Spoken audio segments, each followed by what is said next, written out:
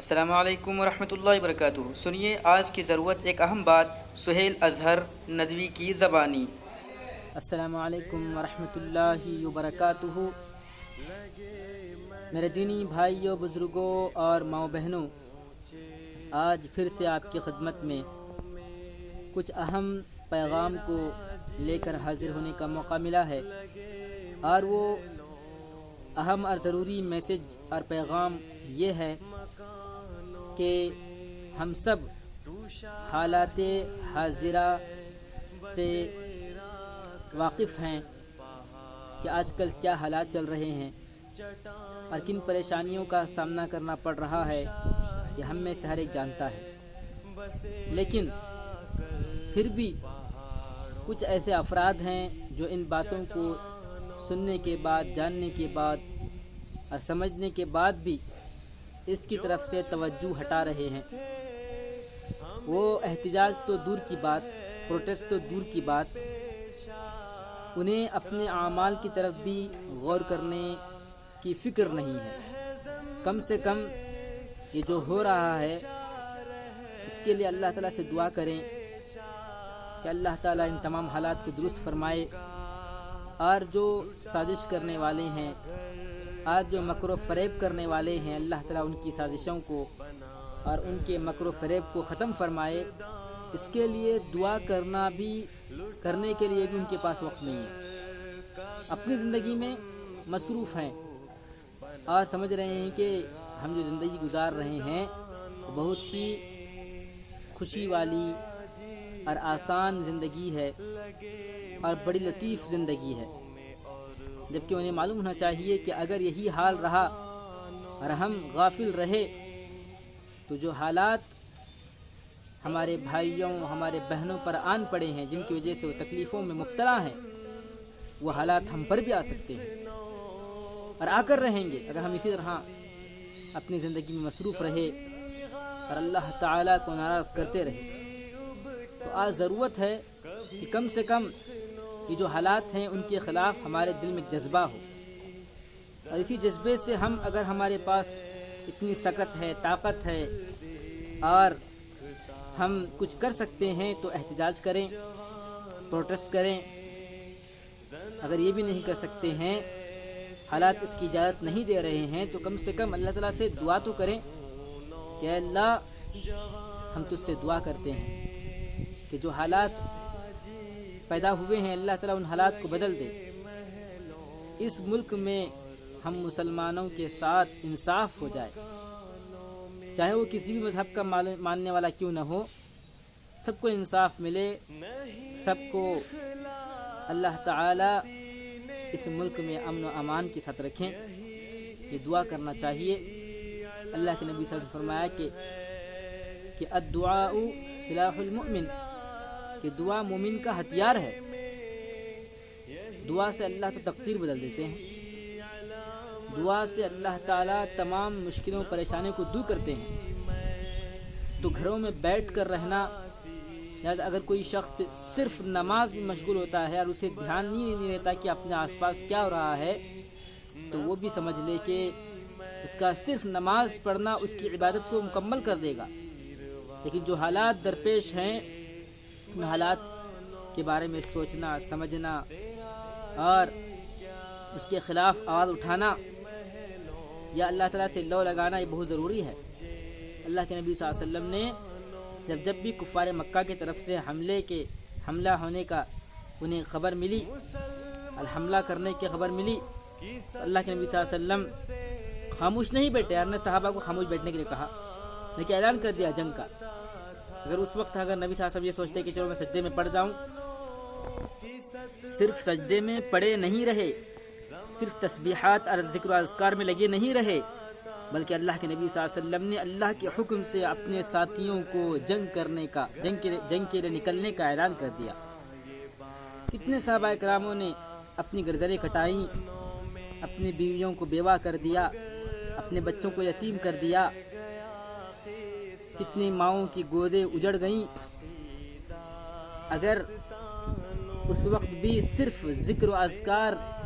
کرنے کی اجازت ہوتی تو پھر صحابہ کرام شہید نہیں ہوتے، شہادت کیوں پائی؟ کیا یہ شہادت کا پانا نعوذ باللہ فضول تھا، بیکار تھا؟ ہرگز بھی نہیں،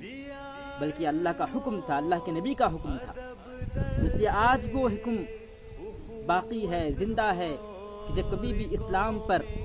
مسلمانوں پر مشکل آن پڑے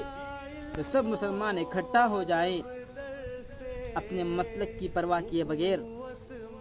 اور اپنے فرقوں کی پرواہ کیے بغیر ان تمام جھگڑوں کو کنارے میں رکھ کر، ان چیزوں سے ہٹ کر یکجا ہو جائیں، متحد ہو جائیں اور اتفاق کے ساتھ ہونے والے یا جو ہو رہا ہے اس ظلم کے خلاف کھڑے ہو جائیں۔ پھر دیکھیے باطل کیسے بھاگتا ہے کسی کی اوقات جو اسلام اور مسلمانوں کے خلاف آواز اٹھا سکے؟ تو آج ہمیں متحد ہونے کی بہت ضرورت ہے۔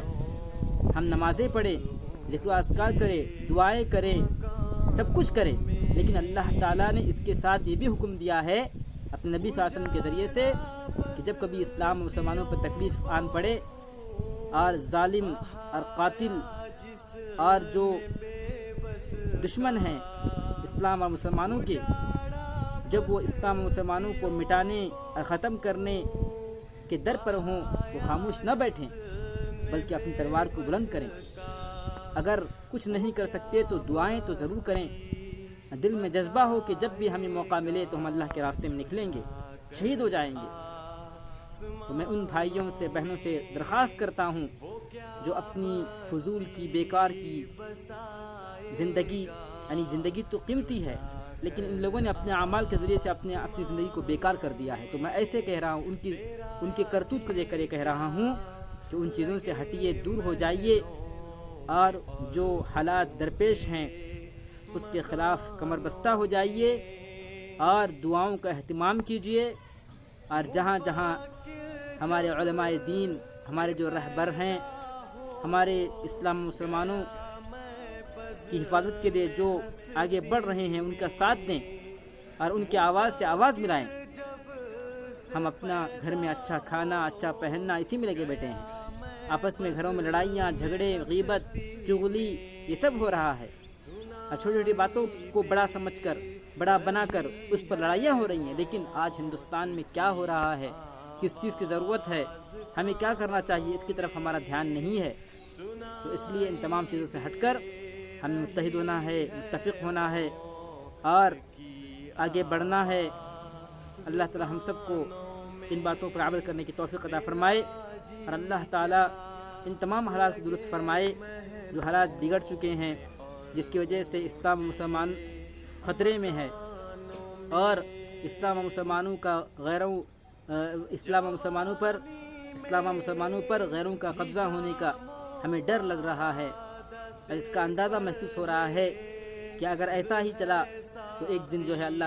نہ کرے کہ ہندوستان سے اسلام و مسلمانوں کا خاتمہ ہو جائے گا۔ تو اس لیے جو ہے ہم سب کو آگے بڑھنا ہے، اپنے تمام مسالک کو الگ رکھیے، ان کو بیچ میں مت لائیے، آج جو جھگڑا لگا رہے ہیں مسالک کے نام لے کر جمعہ کے بیانوں کے اندر، فلاں دیوبندی، تو ایسے خطیبوں کو ہوشیار ہو جانا چاہیے کہ وہ امت میں بگاڑ پیدا نہ کرے، امت میں تفریق پیدا نہ کرے، بلکہ امت کو جوڑنے کا کام کرے، امت میں آپس میں محبت ڈالنے کی کوشش کرے، کہ امت جو ہے جو آپس میں کٹ چکی ہے، ایک دوسرے کو جہنمی، دوزخی کہنے پر اتر آئی ہے، تو اس امت کو جوڑنے کی کوشش کرے کہ چاہے مسلک جو بھی کیوں نہ ہو، لیکن آپس میں اختلاف صرف مسلک کی حد تک ہو،